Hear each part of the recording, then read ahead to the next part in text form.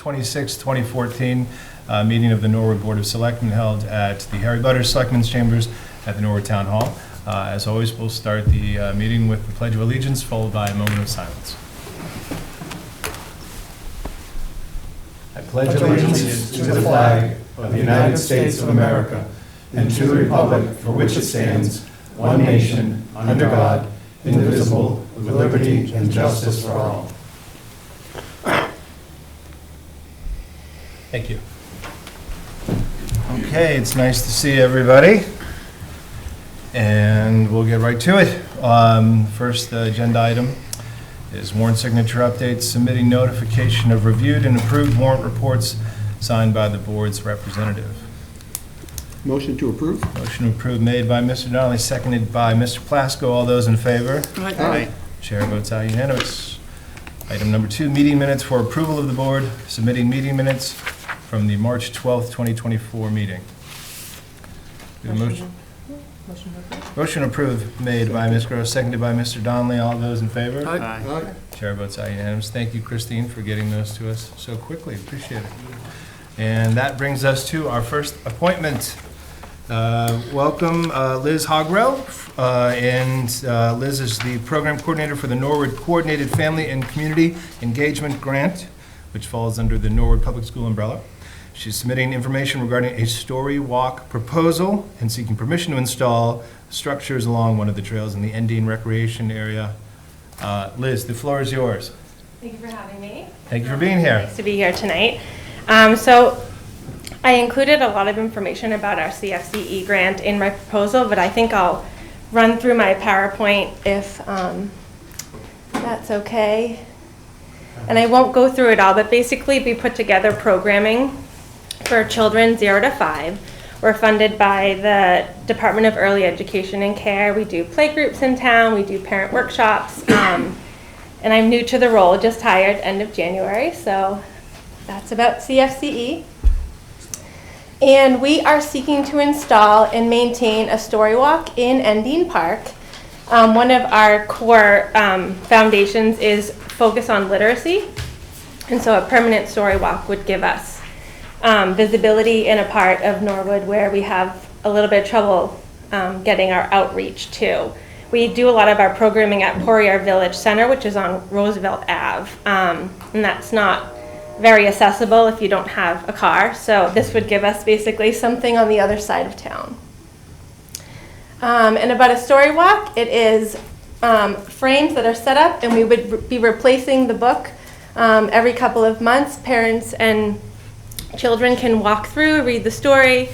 Great way to get outside and read a story at the same time. And then in the next video, there's just a short little clip that will if you love nature walks show you like visually what a story walk is. Located behind the Olin School, you'll find a path that leads through some trees and past a small pond before reaching the start of the story walk. The story takes you on a stroll through the woods as you stop to read each board dotted along the beautiful trail. And if you keep an eye out, you might even spot a few fairy houses along the way. The story walk is provided by the Duxbury Free Library, which is right next door, and also has a great playground for the kids to enjoy afterwards. See the caption for all the details. So I liked that video because it kind of reminds me a little bit of the Endine Park area. There's the park there, and our story walk. If you would go to the next slide. If you love that's what the frames would look like. And then if you go to the next slide, I'll show you where we want to put it.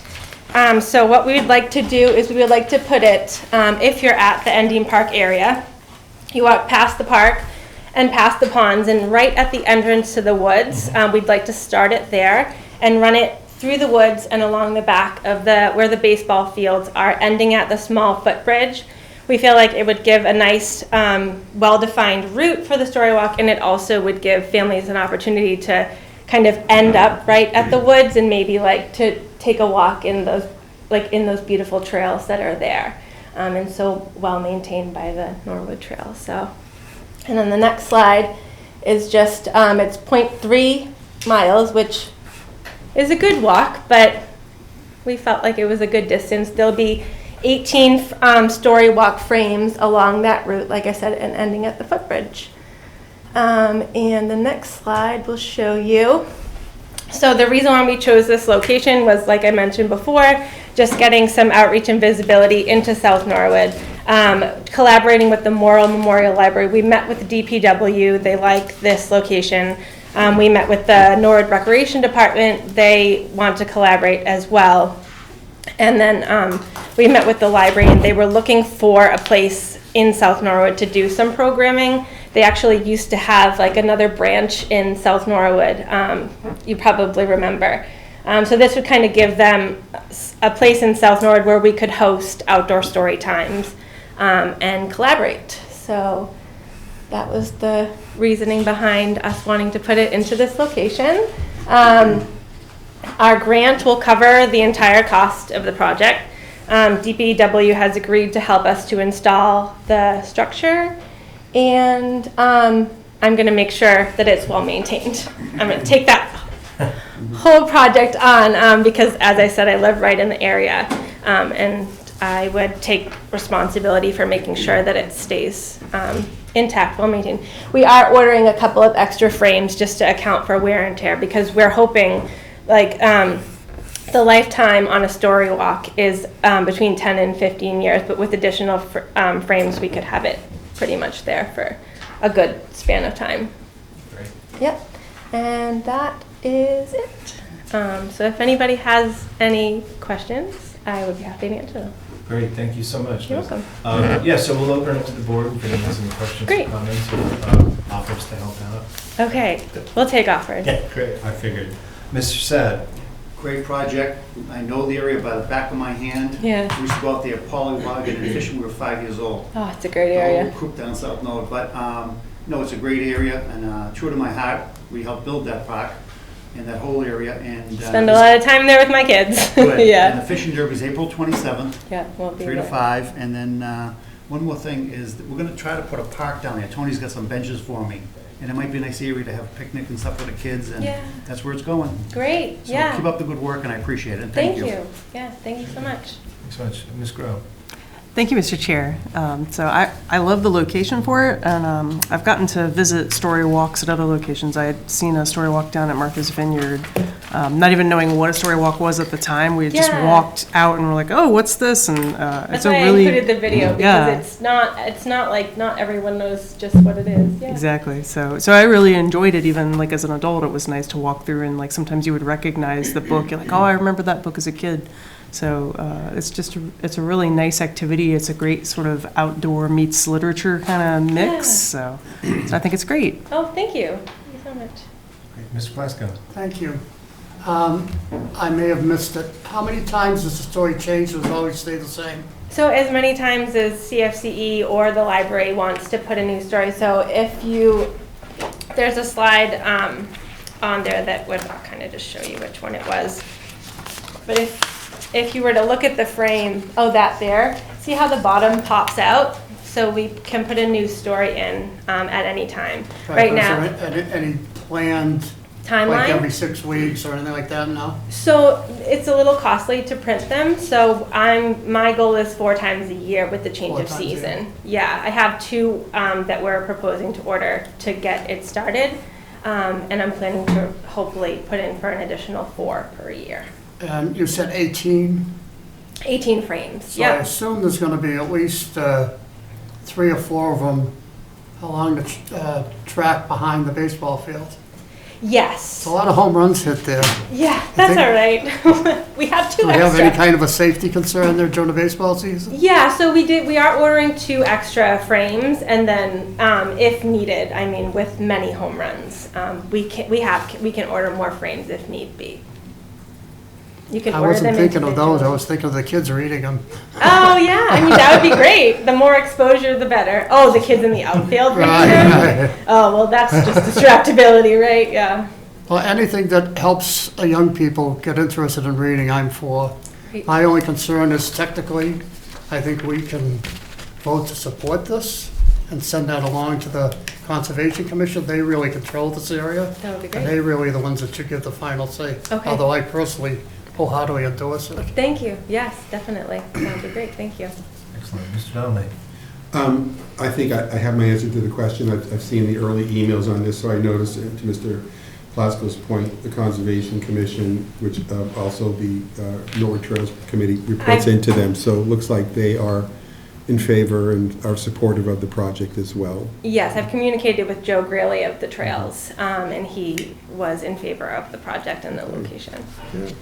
And how do you determine the content that goes on the boards? I mean, what are your resources that you use to change So we the stories? we have a couple of stories that we have on order for now that have already been like released because you have to go through like copyright. So we're working with a company that prints the books for now, and they've given us like 2 that are already released and licensed to be used for any story walk. And then I have a whole protocol that I'll follow every time we're going to be replacing the book. I have many ideas. All right. Yeah. And looking at the map, I think this answers my question too. So as you pass the playground, there's 2 ways of that path goes. One is the large path goes straight down to and then the one that goes into the woods that hugs the brook. Are you on It's the boards? the path that hugs the brook. By the brook, okay. Yeah, we So it looks originally, we were gonna put it like around the 2 ponds, but when meeting with the DPW and the rec center, there's a lot going on in that area, and just in terms of like from the road, it would look cluttered. So putting it kind of tucks away kind of serves a dual purpose of getting the families for a walk into the woods and also keeping it kind of out of the way of other events. Like the rec center has a couple events there, and we didn't want anything to be in the way. And what would be the timing? What do you expect it would? Our timing is that it needs to be installed and open to the public by June 30th, 2024. So I'm looking at the date, June 15th. As having like an opening ceremony with like music and an outdoor story time with the library, and just like kind of a little bit of a big celebration. Not to rival the fishing derby, but in that general area, Don't just mess with the getting. fishing derby. Yeah, well, it looks like a wonderful project. It's really a great location for it too. So thank you very much for all you've done to put it forward. Yeah, I don't have any questions. This is great. Please definitely let us know about the event, and we can help publicize it in any way that we can. But this is great, and it's really cool. I think the timing is great too, so it'll be there for the summer. So, because the pool will be down, we still want people to go to that area, so that'll be nice. We'll get people in the woods. There you go. Yes, away from the construction. Perfect. Great. But yeah, this is excellent. So, and I know that Mr. Ryan from the DPW had sent an email to us and saying that he supported the project and was willing to help out. So. Thank you. Yeah, I appreciate it. Appreciate you guys being Excellent. so nice to me here tonight. Oh, please. It's a Anything little else? outside of my comfort zone, as I said. Mr. Seth. One more thing, I built something like this at Walpole Country Club for the snack shack on the 8th tee box. You might want to make sure that there's safety glass in all that glass. Yes, it's all like plexi. Okay. Yep, Yeah, it's okay. just durable. Yeah, We're looking at something that's going to last a long time. good luck, it's going to be perfect. Yeah, that's Now great. you've got me thinking about the baseballs hitting the story wall. We'll turn it into some kind of contest. Yeah. Right field line. Yeah. We'll name one of them like the home run. There you go. Something. Yeah. Get creative. All right, great. Thank you so much for being here. Okay, thank you. This is great. Good luck. Everyone. And All right, great. Let us know if you need any help. All right. Thank very you. Yeah, much. thank you, good luck. Okay. Thanks. We have a few other appointments, but not till 7 and 7:15, so we'll go to new business, if that is okay. Item 4.1, Town Common Request, an annual back-to-school event. Omar Medina of the United Church of Norwood submitting request to use the Town Common for the annual back-to-school event on Saturday, August 24th from 2 p.m. until 4 p.m. with between 50 and 100 guests expected. Is this the second back to school, or I think we approved one recently? Is this a different group? Oh, it is. Different Motion group. to approve. Motion to approve made by Mr. Pepsidone, seconded by Mr. Donovan. All those in favor? Aye. Chair votes aye unanimous. Item 4.2, Car Wash, Norwood High School Chair, submitting request to use the municipal lot for a car wash on Saturday, August 3rd, 2024, from 7:30 a.m. until 2:30 p.m. Do we have a motion to approve? Motion to approve made by Mr. Donnelly, seconded by Mr. Sad. All those in favor? Aye. Chair votes aye unanimous. Item 4.3, Car Wash, Norwood High School Baseball. We're submitting a request to use the municipal lot for a car wash on Saturday, April 6th, 2024, from 9 a.m. until 3 p.m. Motion approved made by Mr. Donnelly, seconded by Ms. Grow. All those in favor? Aye. Chair votes aye, unanimous. Item 4.4, Central Street seasonal closure, submitting request to close the portion of Central Street along the town common to permit picnic tables to be set up for the summer season. Mr. Mizuko, do you have anything on this? No, Mr. Chairman, we've done this, I think, 4 years now, and we would like to continue to do it. We replaced the green last year, and folks seem to enjoy it, and we started last year and the year before doing a little bit more programming there. We've got a couple more programs we'd like to do, and it's led to increased use of the town common, which I think is a great thing. How is the turf holding up? As I said, we replaced it last year, so we can generally get about 3 years out of it. Four is Okay, pushing so it a little bit. This is year 2? Yeah, this will be the second year of the second round of turf. Okay. Sorry, anything else from the board? Mr. Plasko? Any chance of shortening that period? My observations is that by the end of 1st of October, certainly after Columbus Day, there's nothing going on down there. Yeah, I think we run into this challenge. You gotta love these New England springs and falls and the New England weather where we end up having a cold, rainy April and May, and nobody wants to use it. But that first warm day in April or May where we don't have it set up, everyone's down there wanting it. Same thing in the fall. We have a wonderful, beautiful fall, and it's not and it gets quite a lot of use. It gets cold early. We don't have a use for it. I would agree with you that we have typically been kind of pulling it up around Veterans Day. We can probably roll that back a month or so, at least, where it just gets less use once the weather gets a little bit cooler. I just think that it does get less use, and at that point, we should be considering the businesses and everything that are closed off. Yeah, I think folks really Brings a look. lot of community good when it's really being used, but if the use is off, then I think we should be considering the others as well. I would agree, because again, people I think look forward to it in the spring when they can first use it, and it's great all summer, and then once school gets back in September, it slows down quite a bit. So we can monitor that this year, and as we see the numbers start to dwindle in the fall, we can look at pulling it up earlier than we have. Yeah, I'd be okay with that. Maybe a motion to approve, and with the an amendment that we would maybe revisit in September, October? Yeah, around that time frame. Okay. Mr. Shedd? Mr. Chairman, just a thought, Mr. Manager. When I go to park to go to Daddy's Dairy and Cedars Market, it's tough to find a parking spot once we block off in front of the movie theater. What if we made that a one-way street and put angle parking all the way down to the bowling alley, kind of? Somebody at safety looking at that, could look at it maybe? So you're saying on Central Street, when we Yeah, right don't when you close come- it? Yeah, no, when you close this in the summer, And where would we put the angle parking? right by Cedars Market, this way, going down to the Central and past the bowling alley a little bit. We already have some angle parking on the theater side. You're talking about on the other side? Make by a little. Washington Street. Okay, well, we can send it to Yeah. traffic safety and have them look at it. Permanent change, and nobody like it. You did? I mean, we can rearrange it anyway, and everyone's gonna be, we can always look at it. I I mean, just thought to get more parking for the businesses down there, because they're always crying about the parking. Sure. At some point, I mean, we've got the lot behind there that gets full, but usually doesn't get full unless it's a Friday night. And the downtown has Yeah. enough parking. Everyone wants to park right where they're going, and Yeah. that's the problem. I think the analogy we always use is if you go to Home Depot, you will park, 2,000 feet away from the front of the door. But then if I can't park within 100 feet of Cedar Market, there's no way I'm going to want to go there. So it's a societal No, I issue that know. we all sort of have I'm that. just throwing it out there. for somebody to look But at we it. can, Yeah, we let's can take a certainly look look at at it. that. That's good. Okay, yeah, Mr. Donnelly? I have sort of a similar question to Mr. Plasko. So the proposed, have we always opened up the first week of April, April 8th being the opening date? Roughly in Okay. April. The goal is to try to have it ready before the April school vacation. It is a little bit weather dependent and it's DPW workload dependent. This has been, knock on wood, because I'm still not convinced it's over, but it's been a very mild winter. So that's one of the other reasons we've been opening it up fairly early, is we've had mild winters where we've really there's no snow on the ground, there's no ice, and we're getting our spring cleanup done early. If we had had a bad winter where we're still seeing snow and ice melting in parking lots into April, we wouldn't go so early, but Okay. winter's generally over. But again, the DPW, they're gonna say around the week of April 8th. If it's rainy, we don't do it. If they've got other work, they won't do it. It might end up being upwards of a week later. No, April 8th is Monday, just a few days before the beginning of school vacation, so I understand that. Thank you, Mr. Chair. Okay. Do we have a motion to approve the closure of Central Street between Hatton Street and Cottage Street from the week of April 8th, 2024 to the week of tentatively November 4th, 2024?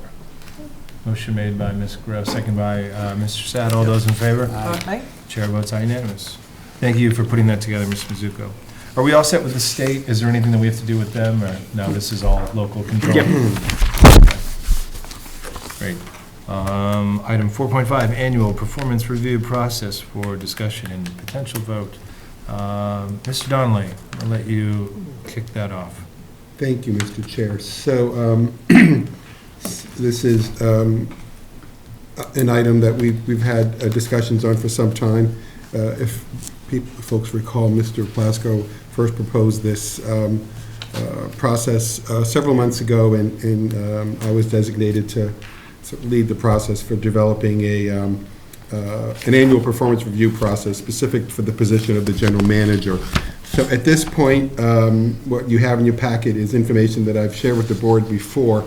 3 pieces of information which I'm looking for the board to consider accepting the review process and forms for implementation for our use.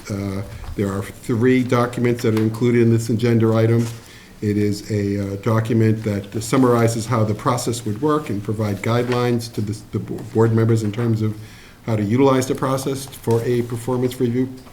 There is a specific form for setting at the beginning of the fiscal year, performance expectations, if you will, for the general manager's position.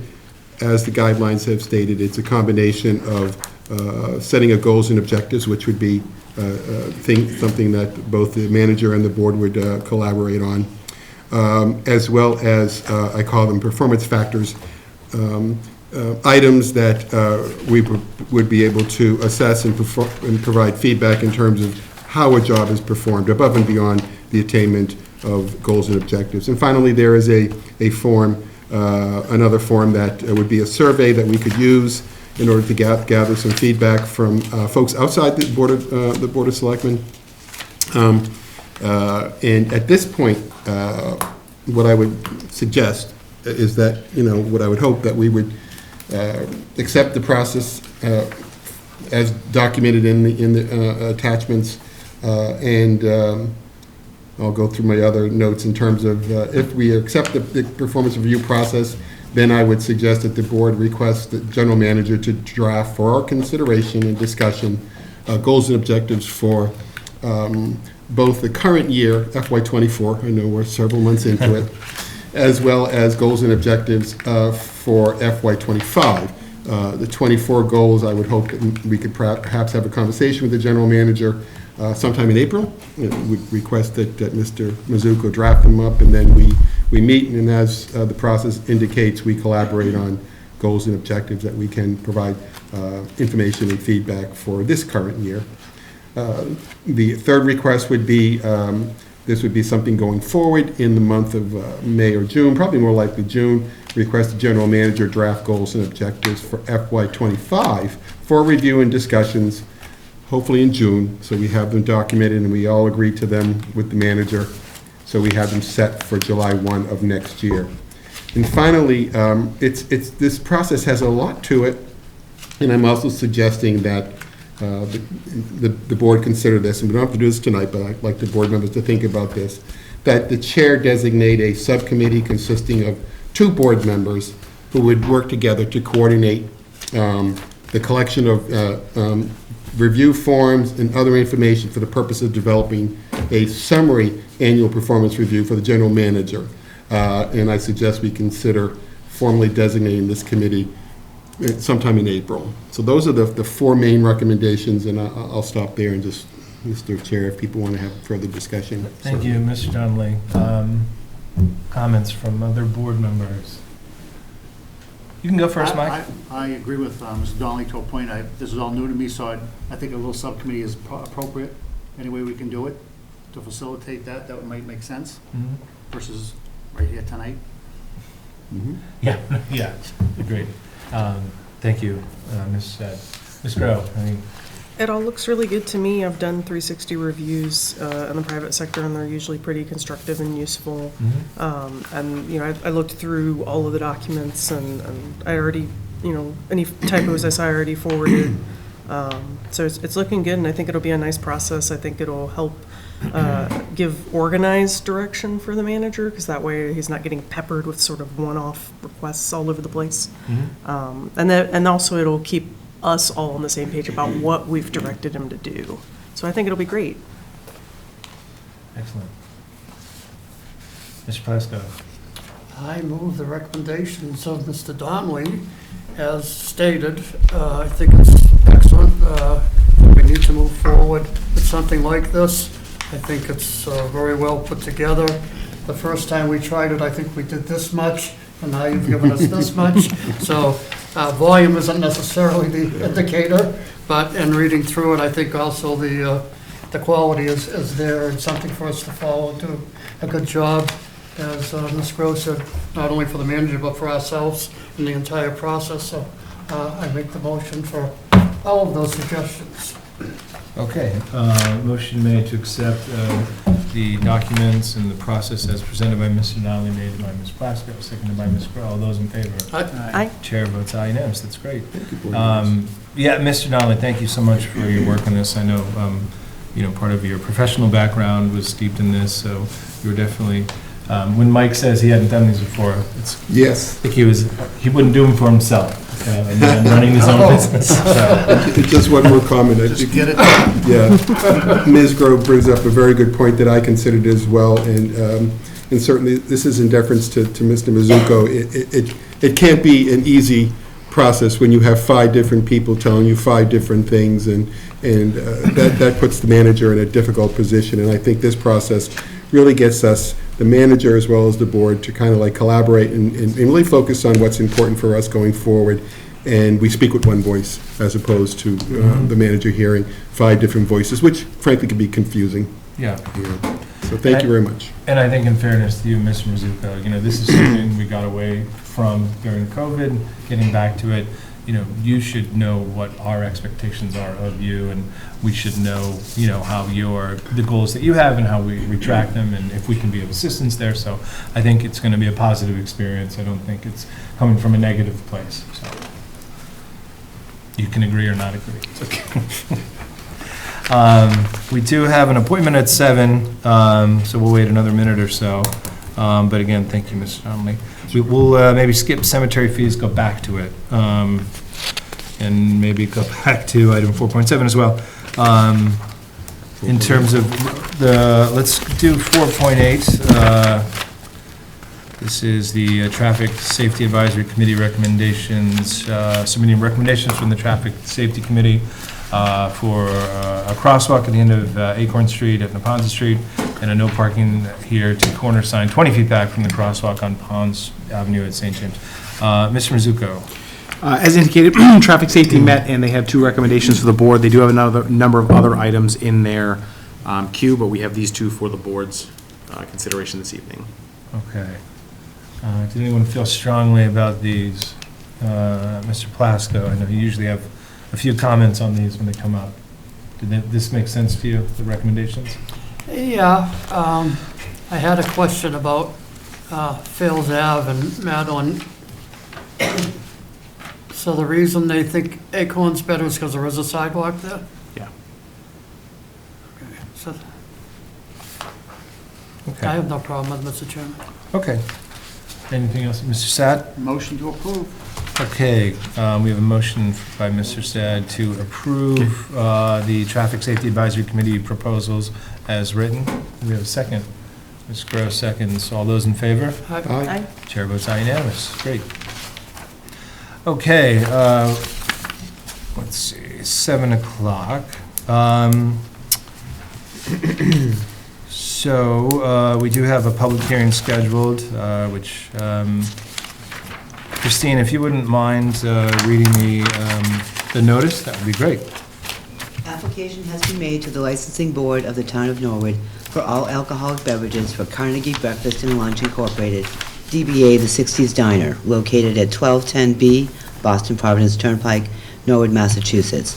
Joy Lynn Teresa Pistorino, Manager of Record under Chapter 138, Section 12 of the Massachusetts General Law, as amended for the sale of all alcoholic beverages to be drunk on the premises of 1210B Boston Providence Turnpike.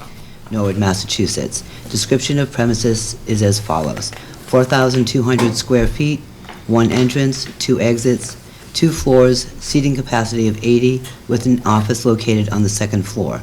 Public hearing on this application will be held on Tuesday, March 26, 2024, at 7 p.m.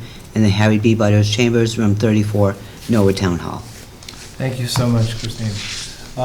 So there's, the applicant obviously is not here. There are still a few administrative things that they need to do. So this will be a very short hearing, because we'll get them on the books for a date. And we had said April 9th. Okay, so on the advice of council, that hearing had been opened, but we are officially rescheduling to April 9th, at which time we should have everything in order and the applicant can come forward. That is our next meeting, so it's, great. Do we need a motion to close the hearing? No, To continue? continue, keep the open, hearing open. Okay, motion to continue, made by Mr. Plasko, seconded by Ms. Grow. All those in favor? Aye. Chair votes aye, unanimous, great. So Christine, they have everything they need. April 9th, great, okay. Not a lot of drama there on that one. Okay. Where did we leave off? Sorry. Cemetery. 4.6. Yeah, okay, 4.6, cemetery fees. Mr. Mizuko. Thank you, Mr. Chairman. Earlier in the year, consistent with our financial policy to make sure we're always reviewing our fees, we brought cemetery fee increases to the board. The board wanted to mull it over for a little while. One of the items we looked at in particular, we wanted to have this discussion on perpetual care. We did some digging further into what towns charge for perpetual care and how and why. In particular, one of the questions was why it appeared that some towns did not charge perpetual care, yet you're statutorily required to. And what we found out is that in those cases, those towns do, they just present to the public as a flat fee. So they might say that a grave is $3,000, but included in that is $250 for perpetual care. There is unfortunately no consistency, system, style, or semblance as to what towns are charging and why. Some of them referenced the number was 3 times some other number. Some of them said they had no idea. They've worked there for 20 years and it's always been that number. Some said that they increase it consistent with other increases. So that is to say that realistically, every town just does their own thing with no consistency on the perpetual care. Separately, we should have a larger discussion about perpetual care, but I think we can still move forward with setting the fees as of July 1st, just to make sure we're continuing to increase fees as our costs go up and as inflation continues to eat away at some of these items. The larger discussion on do we really want to have a much larger perpetual care number, to have a minimal perpetual care number, we can have it another time because I don't think there's going to be an easy answer. The thought behind that being perpetual care has to go into the perpetual care fund. We can only spend the interest from it. It'll never realistically cover the cemetery's operations unless we dramatically increase it, but are we looking to do that? So I wish I had a clear cut, this is the best practice, but it's everyone sort of does their own thing when it comes to perpetual care in particular. Okay, thank you, Mr. Mizuko. Mr. Plasko. I'm done asking about perpetual care. I note that we had this prepared last November, so I'm prepared to make a motion to accept it, Mr. Chairman, to approve the recommended increases in the cemetery fees effective July 1, 2024. Okay, that's a motion to accept the proposed fee increases made by Mr. Plasko. Do we have a second? Mr. Sad. On the motion, do you have? Just one question. So this is probably really hard to just answer on the fly, but is there any estimate in terms of if we were to adopt these fees, is there amount that we expect to gather how much more revenue will it generate? And I know that's hard to do because this is. So one way to look at our, I don't have the dollar figure per se, the number of burials has been relatively flat. Long-term, it's starting to go down, but I think we're still averaging about 130 a year. So if you look at the percentage on the increases, that's what the gross revenue will go up. It's not quite that easy because the liners, for instance, the town actually makes a lot more money on that than some of the other process. It's not significant enough to adjust our revenue numbers, but like a lot of these smaller fee areas, we're just trying to make sure they're keeping pace with inflation and keeping pace with the cost. I mean, if we're doing 2 to 3% staff COLA increases every year, we should roughly be increasing some of these 2 to 3% a year, but we don't always bring it back because sometimes that ends up being an odd number. In the low $10,000 range, but nothing significant. It's not a big money grab. And like I said, I wouldn't even adjust our local receipts. It's not enough to realistically make a difference. Just might offset some. Yes. I mean, I support the fee structure. They're not dramatic increases in the fees, and they still are fairly, I would say, in the ballpark of the surveyed comparisons that you've documented, so I agree. Okay. And the last time we increased was September 21? That's what your memo said, so. Yeah, and if you remember back then, the Selectman Hajar, who has, we've obviously since lost it, always wanted to say, well, we should set fees for 5 years and go up a little bit each year. We realistically got to look at it annually, or when it's a small increase every couple of years, to go up 5% every 5 years as opposed to trying to go up 1% every year and have odd charges. Yeah. So we'll probably look at it annually, but this probably won't formally come back for an increase for another 2 to 3 years. Okay. Anyone else? No, it's only short money and $20, and Yeah. if we can save it off for 2 or 3 more years for the next increase, better for Norwood residents. Okay. So the motion was made by Mr. Plasko, and it was seconded by Mr. Sad. All those in favor? Aye. Chair votes aye, unanimous. Great. Anything else we formally need to do there, Mr. Mizuko? No, we will get it to DPW. They will adjust the fees and accordingly for September 1st, July 1st. Okay, great. Thanks. Item 4.7 is the general government budget, specifically water and sewer shared costs for discussion. Mr. Mizuko. Thank you, Mr. Chairman. We presented the general government budget at the board's last meeting. The board had wanted to bring it back for this meeting to see if there were any additional questions or comments anyone has. I have not received any questions from any board members on the general government budget. We'd sent out the water sewer budget, which the core operating costs and the MWRA charge are set. We'd like to move forward with it. We are still waiting on our rate analysis to tell us what the meter fee should be, so that number might get adjusted as we go into town meeting to try to target the actual line in the budget to what the meter fee will be, but we're still waiting on that fee analysis. And then the debt service number will be adjusted. The finance director is just checking those numbers and making an adjustment for the bond refinancing that we recently had, but other than that, the core budget is actually set to go. Okay. Questions for the manager? Mr. Donnelly? And I know there are explanations for this, but a couple of lines really jumped out at me, and one of them is and I know this is an enterprise fund, so there's probably an explanation here. The increase for employee benefits, going up 86,000, which is a 37.8% increase. That's not due to the GIC rate changes. I imagine that has to do with the population or shifting of funds. No, so it's where it takes us a couple of years to make sure we're correctly capturing everything in the enterprise fund. So there were some items that hadn't been captured before that we have to make sure are charged correctly in the enterprise funds. We take the indirect cost as a revenue, but the direct costs for benefits get booked in there, and I think the first year we left out, it was maybe just the health insurance, and I think the pension wasn't in there, things like workers' comp, Okay. unemployment. We are supposed to book those costs to the enterprise fund for the employees. So similar to when we moved electric light out, it took us, and even facilities to an extent, it takes 2 or 3 years to make sure we've sort of settled everything out and all the costs that are supposed to be there are there. So that is my question, and those costs are elsewhere in the budget, and now they're moving into the water and sewer. What about the light indirect? That's up substantially as well. Sure, so that's the amount of money, so remember, thinking of the light department as a separate enterprise or separate entity, it does the water sewer billing on half of the water sewer utility. So water sewer has to pay for that. It's difficult every year, we come up with a calculation as to sort of what percentage of the CSR's time is it that they need to pay for, as well as the physical cost of issuing it, the portion of the system, cost of the bills, the cost of mailing and all that. So we hadn't really been doing that correctly if you went back several years.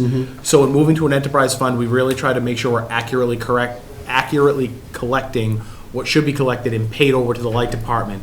I know it sounds like it's just money all going in a circle, but this business entity needs to pay this business entity for its services. So that's a more realistic and accurate number. We knew that's probably where it should be. We decided to step it up over a couple of years, then try to do it sort of all at once. Once it hovers there, it shouldn't change dramatically other than the size and scope of the overall budget. I see. So we wouldn't, right now, we see the total is $749,496, and that seems to be a good spot for us to be in. We're not going to see the large increase that we see here this year because we'll have done all the work to associate it with them. Correct. All right. That was all the questions I had, Mr. Chair. Okay, thank you, Mr. Donnelly. Anyone else? Nope. Okay. Do we need any vote on this, Mr. Mizuko? If the board's ready to move forward and approve them as presented, if there are any adjustments between the budget book going to print, we'll get the board a memo, but it'll let staff move forward getting the budget book prepared for the FinCom to do their final review prior to getting that out to town meeting. Okay. When do you need to get the budget book finalized? So our goal is to get it, I believe, to the FinCom no later than the 8th of April so that they can have they usually like to do a review for a week and then get it to the printer roughly the third week of April, so it's ready towards the end of April. We'll have a digital copy by that third week. Therefore, town meeting is getting the full budget book at least 3 weeks ahead of time, and we like it at least roughly a week before we do our budget sessions. So ideally, I think you would want the board to have approved this budget in order to be able to present the entire budget by April. We don't meet again to April the 9th. Yeah. Correct. Okay. So I will make a motion to approve the water and sewer budget. And did we we need a vote on the general government? Yeah, technically, yes. So it would be the general government, shared costs, and water and sewer. Those are the three budget lines that we have reviewed. So I would make a motion that we approve the general government, shared services, water and sewer. The shared services would include facilities. Correct. I believe, right? Those three budget lines, I would offer a motion to approve. Motion to approve general government shared costs and water and sewer budgets made by Mr. Donnelly, seconded by Mr. Sad. All those in favor? Aye. Chair votes aye, unanimous. Okay. Thank you, Mr. Mizuko. Item 4.9, we'll go back to that. We could probably actually take care of that one fairly quickly. Okay, go for it. So 4.9, this is just the annual town meeting warrant. So as the board knows, we do an annual and a special.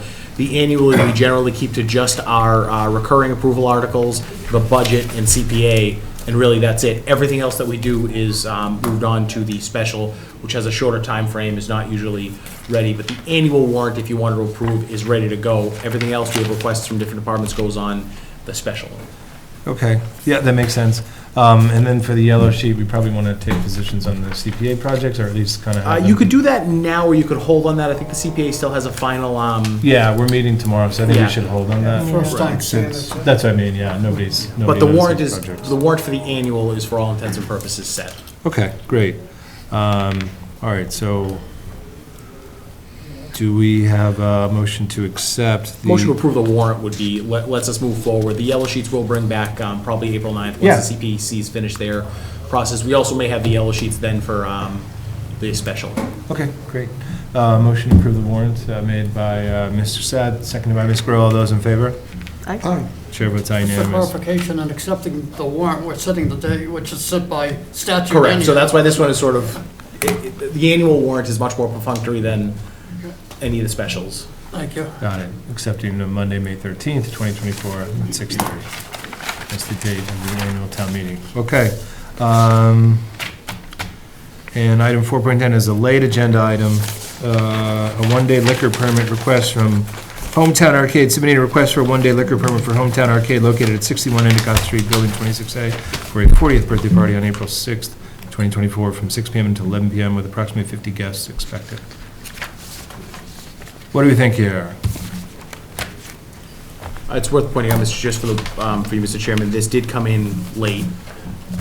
It came in late, but the event isn't, it's not, it takes place before our next Correct. meeting, but it doesn't take place this weekend, so. April the 6th is the date, I believe. Right, it's 2 Saturdays from now. I think, sorry, Mr. Chairman, we had asked them to get these applications in a timely manner, and I think what we meant by that was so that if we get it by Friday at the latest, even It's- over the fills that weekend, if we had any questions about it, we could try to straighten them out before we vote on it. Yeah, Yeah, the event is before our next meeting, but we're just getting it, so we have no chance to even look into it if there was a reason to look into it.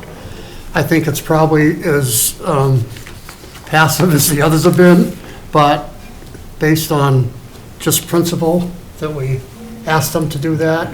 They said they would do that, and they haven't. I'm going to vote against it just in general principle that they don't seem to be willing to be on the ball, cooperative, and respectful of the board's process. Yeah. Other than that, the event is no different than any other, I don't believe, but it's just a matter of principle. Yeah. I understand. Ms. Grow? On my end, I'll probably end up voting for it because I recall stating that 2 weeks is good enough for me. And so I don't know if they're taking that as, oh, well, Ms. Grow said 2 weeks, so that must be the minimum. I don't know that I would interpret it that way. But to me, two weekends out is plenty of time. Okay, thank you, Ms. Grow. Mr. Sad? Kind of new to this process. The 322, is that when they filed it with us? They filed it with us after the agenda had been set on Friday, but they did send it on Friday. So Yeah. really, if it had come in the afternoon, it would have been okay. But to Mr. Plasko's point, we did say to them, you know, we set the agenda. If we don't have anything from you, you're not on it. Yeah, if you weren't so kind to put this on and Jessica to put it on Christine. Put it on for discussion. We didn't, Yeah. yeah, so it's a Not discussion. Not just that we said it, they acknowledged that and said, yeah, they kind of goofed up and they'll Yeah, make sure they do it in the future. so, what do you think, Mr. Sad? I think that if they're gonna have a party, they should give us some notice, and maybe more than 2 weeks. I just think that they're having a lot of parties down there, and they're throwing it at us every week. We come in, there's 3 or 4 on the table from that group, and it's just, I think Mr. Plasko's got some merit here that, 3 weeks out, 2 weeks out at the minimum. And, maybe we could chat about this when we do the other selectmen's thing on the side, but, it's hard because they put us in a bind now on TV and saying, can you vote for us for this party? And it's like, poor Jessica's got a, well, maybe it's a surprise birthday party, I don't know. Anymore. Secret's out. Well, we don't know the last name, so. It's a surprise party.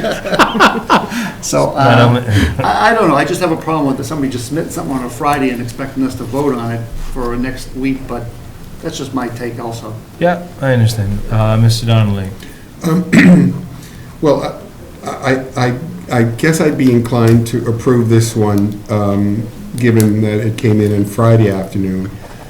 Just to be clear, 6 PM on Friday, so it wasn't 6 like it came in. Right. We have a Right. time that we close the agenda, Yeah. but if it comes in within the workday, we're still gonna generally. Right. Right.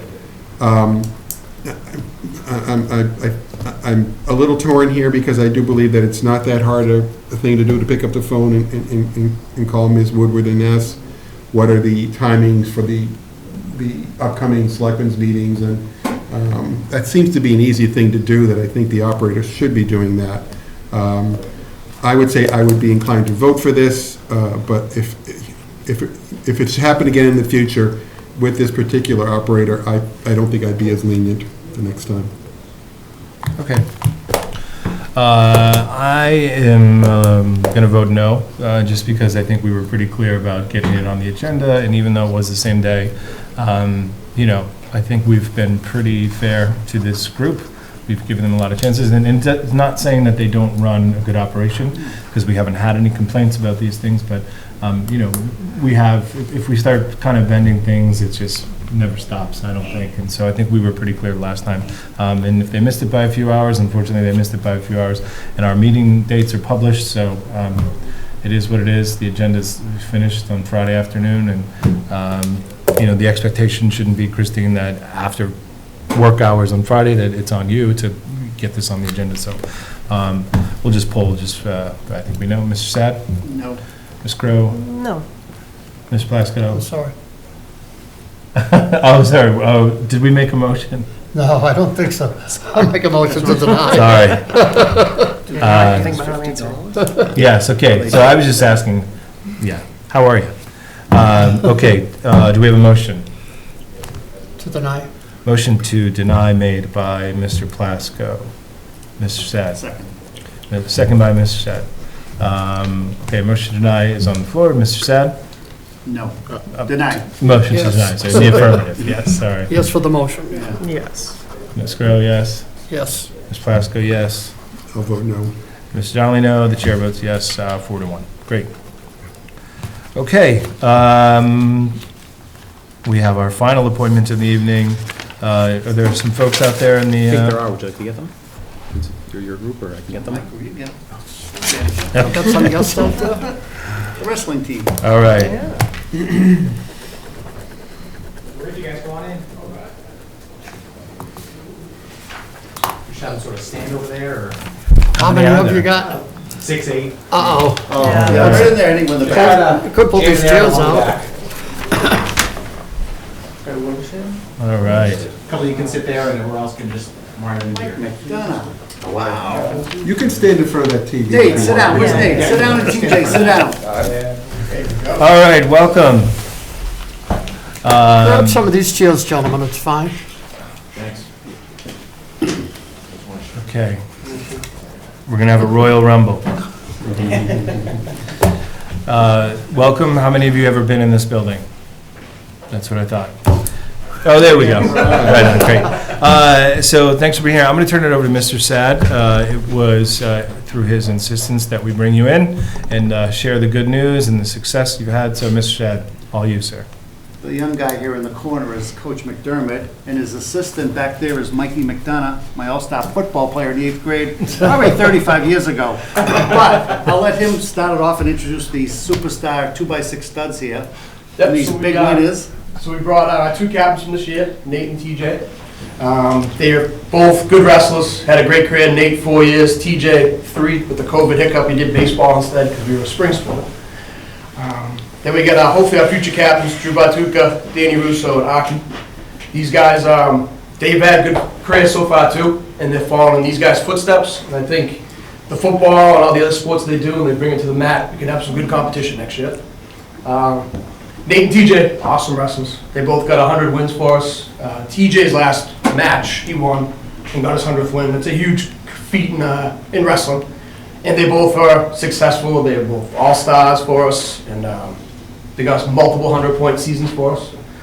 We had a great year, 15-9, 4-2 in the Tri-Valley. I think we left a couple matches on the table, but we can't get mad about that. We've had success. That's great. Excellent. Mr. Sad. I want to thank you and the entire team and your coaching staff and everybody that helped out.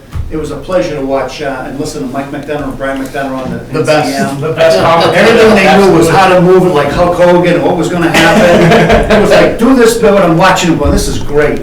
I coached most of these kids in football, and I want to say it's a pleasure, and they had the it factor. You know, when kids were good, positive role models for Norwood, these kids had it.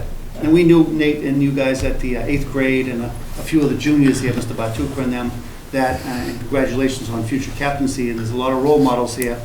Don't do anything stupid that some of the other kids did on the team. But they just prove what Norwood was all about. And you built a farm system.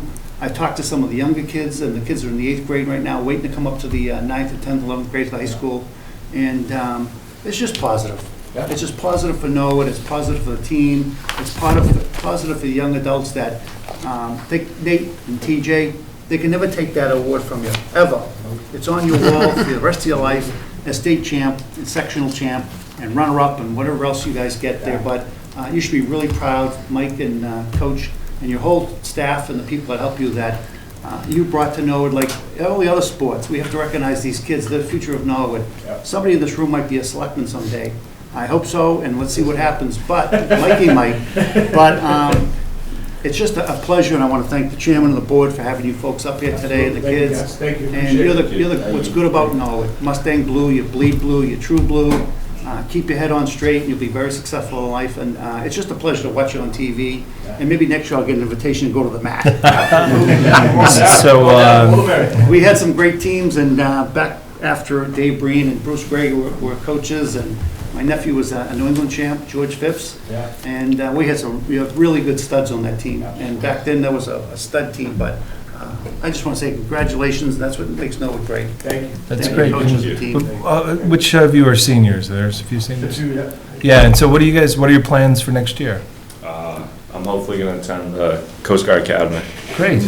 Excellent. How about you, bud? I'm going to enlist in the Coast Guard. Excellent. That's great. No, thank you so much. And, it's nice to have you in here, and we haven't done this, I think, since I've been on, so it's just nice to get some new faces in here. All right, breaking it in. Anything else from the board or Mr. Mizuko? Nope, nothing, just great job. Thank you. Great Just job. want to congratulate you, as Mr. Sad says, we're all impressed, and you do not only yourselves a lot of accolades, but you do make the town proud of your own single individual accomplishments and working as a team. We really appreciate your efforts in doing what you do. But, when I was your age, the closest I got to wrestling was watching it on TV. Haystack Calhoun, Phil Kowalski, you know any of those names? That's old school. You don't know those names, huh? I guess I am old. But my grandson wrestled at the high school, and when I went to the meets, I'd say, "What are they doing? What's going on? Did he win? Did he lose?" But it's great. Keep it up. Excellent, great. Mr. Donnelly, anything? To the two gentlemen who are seniors, congratulations. It's really a great way to end your senior year. It's a memory you'll carry for years to come. So congratulations on your future endeavors as well. And you underclassmen, we're glad you're coming back next year, and hopefully you'll be before us again with more accolades. So congratulations to you as well. And coaches, great job. Thank you. Okay, thanks so much for being here, and hope to see you again soon. Thanks for setting that up, Thanks, Mr. Sad. Chairman. Thank you, guys. Take care, everyone. Thank you. Okay. Very cool. Yeah. Want to stay here, Mike, for me the rest of the session? See you, Coach. Thank you. See you, Thanks, Mike. bye-bye. Have a good night. I think we got through all the new business, correct? Yes, we're on to memoranda. Okay, memoranda. Pleasure of the board. Motion to file for information? Motion to file for information made by Ms. Crowe, seconded by Mr. Donnelly. All those in favor? Aye. Chair votes aye, unanimous. Mr. Mizuko. Thank you, Mr. Chairman. Just a couple of items. As I mentioned earlier, the budget is moving along. We are on target for our timeline with getting information to the Finance Commission, getting the budget book completed, and getting that information out to town meeting. So it's been good that despite not having somebody in the town accountant position for several months, we haven't actually missed a beat. We've been able to carry on and get that through. A lot of that due to the work that the staff in the accounting office have done. Molly, Megan, and Linda have done a great job kind of carrying through, and Sue Bartlett helped us out in the interim, but their work during that period has allowed us to not really miss a beat with the budget period and to be on time with, knock on wood, where we've been in past years, and in some cases even a couple of days ahead of where we normally are. Our bids for road work this year came in good, so the total amount came in under the appropriation by a small amount. LaRusso Corporation got the bid, which is positive. They're a good vendor that we've used in the past that DPW likes to work with. They do a good job, good work. The Cooper Park bids also came in within the allocated budget, which is another positive item. That project is moving forward. We're about 2 weeks out on the Hawes Pool bids. There is some remediation work that's going to need to get done that will eat into the contingency on that project, but probably won't delay the project. But we will continue to look at that. And according to information we received today, and we still have to double check it, it does look like we were successful in getting into the state's Clean Water Revolving Fund for the DPW tank project. So that will let that project move forward on schedule. We were initially out of the first round of projects, and we filed a sort of an appeal and said we really should be considered. And by what came out today, it looks like we are on the list of state-approved projects, which is good. The total project for the two tanks? Correct, yeah. So I said tank project, but it's the replacement of the tank, the whole project. Okay, great. All right, and that's all I have, Mr. Chairman. Thank you, Mr. Mizuko. On to Selectmen's addenda. Mr. Sad. The only I have, Mr. Manager, is maybe the crosswalks. If you could put like a spotlight down on the crosswalks, especially in South Norwood town. You can't see people in the crosswalks at nighttime. Even some type of lighting system with Kevin, if we could do something with that, that would be a big help. Because they went through right across on the crosswalk and you could barely see them. And that's it, Mr. Chairman. Thank you. Thank you, Mr. Sad. Ms. Grow. Thank you, Mr. Chair. I have two things for us tonight. One is a public awareness item. So on April the 4th, we're going to be having our Impact Norwood Coalition meeting in the Simone Room at 7. And the topic this time, it's going to be a workshop for what we call Talk They Hear You. The idea is if you're a parent and you aren't sure how to really talk to your kid about some of the tough topics as they're getting a little older, or you're not sure when the right age is to talk about certain topics, particularly around, say, avoiding substance abuse or anything like that, or mental health. This is a place you can come to learn techniques and tips and advice about how to have those conversations and how to have them be effective. So we're really looking forward to having everybody over there. And then I do want to follow up with the manager, not tonight, that can be offline. I just want to pick your brain a bit, Mr. Manager, on funding, because we are coming towards the end of our funding for impact, and I want to make sure that doesn't slip through the cracks. So I'll be, I just think there's 3 years left. yeah, like 2 maybe tops. So we can Okay, I'll double check, but I think it's closer to 3 more fiscal cycles. Yeah, but we want to be in front of that, because that's an area that we don't want to fall short on. Prevention is way cheaper than the other ways that we have to deal with these problems in the community. So this is the most cost-effective way, is preventing it in the first place. So the second item, I have given you all a handout here. Since our last meeting, I floated if there were projects in the town, because the Senator Rush's office had reached out to see if we had a list of projects that we're seeking funding on, that I can forward to them so they can have it and be up lobbying for us at the State House. And so the manager was kind enough to gather some, and this is sort of the aggregation of all the ones that had come to me between last time and now. And so the main feedback I'm looking for is, of the items on here, number one, do we agree that the things that are on this list are all things that we're like, yeah, we'd love to get funds to cover these. B, if there's any that we're like, hey, why is that much? Like, we can have those conversations if we think that our estimate for how much we're seeking for that project is, too high or too low. We do have a ceiling on this ask. The Senator's office requested that it be any project that's less than $100K for what they're looking to do.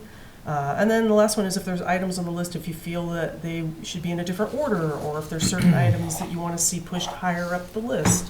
Just any feedback like that tonight, so that I can essentially get the list that we plan to send to them. I want it to be a little evergreen, so that as they're looking at this list, at any time that they manage to secure something for us, that it'll be helpful. And I guess that's the last bit of feedback, is if we see anything on this list that's, say, so time sensitive that we're like, if we don't get it this year, we're kind of not interested, that would also be something I would like to know. My impression of what I see on the list is that most of these things are things that, when we get to them, it'd be nice to get to them. They're mostly nice to haves. So any feedback on the list? And is there a specific timeline that you're looking to give? Sooner the better. They didn't give me a hard time, but obviously the sooner we can get the list to them, the more effective they'll be. And most They of start these, voting, yeah. most of these didn't seem controversial to me. They all seemed pretty straightforward, but. And were these cost estimates that you got, Mr. Mizuko? Or? Yeah, they're very, very rough cost estimates for projects that are out there. Usually what ends up happening, so sometimes there's grant funding from the state for a program, and towards the end of that program, they realize, hey, there's money left, so they sort of reach out to the legislature and say, hey, look, there's money left in this program. It's not enough for a whole other round. Is there something that you have to apply? So having a list with the rough estimates and getting it to our delegation gives them a chance to say, hey, you know what? I have to know that the town of Norwood had said that they could do this for here. So it's not sort of a complete open call, but they generally fall in areas that other grant programs may or may not fund something, and it's a chance to say, hey, this is somewhat ready to go. Yep. Makes sense. Mr. Plasko, I saw you already made some notes on your page. What are you planning on doing in the gazebo that would be $90,000? So there's a number of things. There's some exterior work that needs to be done. The electrical work needs to be done. The drop ceiling that's in there needs to get replaced. And the problem with the gazebo and some of the railings around it is, the minute you touch one part of it, you're sort of doing most of it. So we're not completely replacing it, but there's a number of smaller items that they're not difficult maintenance items, but I cite the railings as an example. Some of the railings are broken. We would want to fix them. The problem is, if you replace sort of 2 of the 6 pieces there, it's not going to look right. So you sort of got to replace all 6, but we don't want to realistically replace all 6. The electrical system needs some work there. Most of the ceiling lights have stopped working. The sound system that's on there hasn't been functioning for quite some time, the one that's in the gazebo. So it's sort of, once we touch it, we've got to do a number of things to just kind of give it a freshening up, if you will. Mr. Chair. Well, you can't obviously do all these. We've got to put some priorities. My personal priorities would be 1, but it's not the town common gazebo, it's the Walter Dempsey Bandstand. This is true. And number 3 is also one I would put a high mark on, but the rest of them I think can kind of wait or go about it in different directions. So my input would be 1 or 3, depending on what we think we could get from the state. Mr. Donnelly? No, I was just going to add on to Mr. Mizuko's commentary that the bandstand, I like all the projects. The bandstand does stand out to me for a few reasons. We have, at this point in time, probably as many as 25 to 30 musical events at the bandstand, as well as a series of other civic events. And one of the things that we've got some feedback from some of our musical performers is that the bandstand itself is not an ideal acoustically good for bands because of that flat ceiling. It's difficult for some bands because the music kind of reverberates. So there are some also suggestions to put musical baffles on the ceiling, things that could make it a little more, could improve the quality of the performances that are held there with some additional work restoration that would be helpful. But the list itself looks like a solid list to put forward, every one of them. Great, thanks. Yeah, I think I feel the same way. I think, looking at it in terms of use, the bandstand gets a lot of use. It's kind of one of those funny items that, like, it's not necessarily something that we're funding every year, and Yeah. I'm sure we touch it up, but. And it's not in rough shape, but Yeah. there's some work that needs to be done, but it's an onion. Yeah, no, I think it's great. Yeah, and their stipulation was it needed to be something that, it's not the kind of thing you're gonna chip away at over multiple Yeah. years with those. It's gotta be something that Finish you it get done in a year. Mr. Sad, Quick question on number 9. Do we have I remember we used to have a cable commission. Do we still have a cable commission? We do, sort of. That's just a media lab refresh. That's what the students use. So this is all student equipment. This was something we were able to pull off the capital list. So that's nothing that like NCM would pay for. But is the cable commission run everything for NCM or no? No, so the cable commission realistically hasn't met in a while. They'd like to get up a meeting set, but I think they're sort of down to just 2 members. All right. okay, do you want a vote of confidence to go forward with this, or like, do you need anything? This is. Did you want to adjust right now I'm gonna send them all 9, and the idea is that they'll pick whichever ones they're able to find a fit for. We'll take whatever we can get. Do you want me to bump up item 3 to be higher on the list than it is right now, instead of it being? Well, that's my opinion. Yeah. Put it number 2. 'Cause That sounds good. So I can do that, so I'll make that adjustment and move All it right. up, and then do you want to keep the bandstand restoration still at number 1? I think that Yeah. is a good plan. All right, so then what I'm looking for is just a motion to direct me to reach out to the legislature with the list with the modifications that we've discussed tonight. I'll make a motion for Ms. Grow to talk to the legislators about the list with the change in item rank as we just discussed. Motion made by Mr. Donnelly, seconded by Mr. Plasko. All those in favor? Aye. Chair votes aye unanimous. Thank you, Thank Ms. you very Grow. much, and that's all from me tonight. Twist All their right, arms. Mr. Plasko. I don't think anything at the moment, Mr. Chairman. All right, Mr. Donnelly. A couple of things. So, Capital Outlay Committee met last week to consider the annual requests for school IT equipment. It's the only project that goes up forward for consideration at the May town meeting every year, because the schools have a couple of goals and objectives they need to get done now as opposed to in fall. One is that some of the work that's associated with the IT requests affects classrooms, and the work can be done over the summer as opposed to the fall. And secondly, there is a federal E-rate program for discounted equipment that we want to take advantage of now as opposed to later. The committee did approve a total of $156,000 in technology equipment purchases by the school committee, and the Outlay Committee also recommended that $156,000 be funded from a free cash source. So that's just FYI for you. We'll be seeing that again in the warrant, I'm sure, coming up in May. The food composting pilot is ongoing, and the enrollment's filling up, but there is still room in the pilot for people to sign on to, and they do that by going to the DPW page. There's a lot of information on the DPW page regarding how to enroll on the town website, but people can also go to blackearthcompost.com and just enter your Norwood address, and it will bring you to the enrollment page specific to us. The May 1st is the timeline that we want to have the curbside program up and going.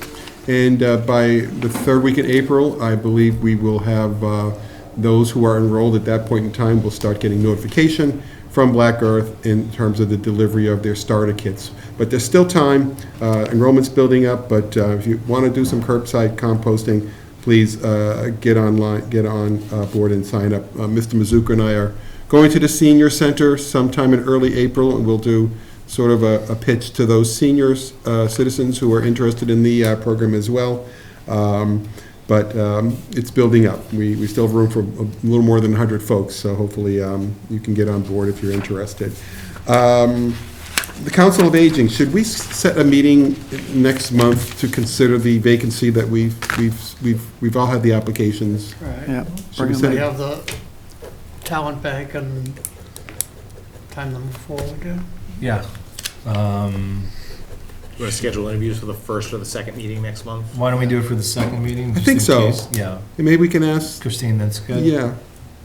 Maybe, I know I have several applicants. I don't. I have a few, Do we too. reach out to I think you and I to can have ask one. Ask folks if they're still interested in applying, that, you know? Yeah, Christine can do that if Okay. we have the list. She We'll can work on schedule them that. to come in. Perfect. Norwood 101, scheduled for April the 8th, great event, 6 to 8 p.m. at the Norwood Library. And it's a great opportunity, particularly for new residents, to learn about town services and community services in Norwood. And just a real quick item here that came across the desk today, and I know that the building committee will be meeting in its April meeting, and this will be formally considered, but it's some good news. The Mass Building Authority, School Building Authority, is increasing their reimbursement rate to towns from $360 a square foot to $390 a square foot, which will mean that the MSBA grant is larger, be larger, and that the town contribution towards the building of the Coakley will decrease. The specifics of that we'll talk about at our next meeting in April, but it's likely to have a really good impact in the millions of dollars range. So good news, in addition to the building itself being on time and on schedule and on budget, this is just more good news that we will have to consider in April. So just FYI. And that is all I have, Mr. Chair. Great, thank you, Mr. Donnelly. Nobody mentioned the election on Monday. That's right. Saving it for you. Yeah. So there is a townwide election on Monday. Polls open at 8 a.m. Or is it 7? 7. Okay. Hopefully there's good turnout. Not a lot of contested races, but doing your civic duty to get out there and vote, always a good thing. And I don't have anything further. Go vote. Executive session? Correct. Yeah. So we do have executive session, so we need a motion to, Enter executive session. For purpose 3, the second executive session, we can enter, but I won't have much of an update for the board, so that'll be a 30-second one. okay, great. Motion? Motion to enter into executive okay. session made by Mr. Sad, seconded by Ms. Grow. Mr. Sad? Yes. Ms. Grow? Yes. Mr. Plasko? Mr. Donnelly? Yes. Chair votes aye, unanimous. Great, thank you, and good night.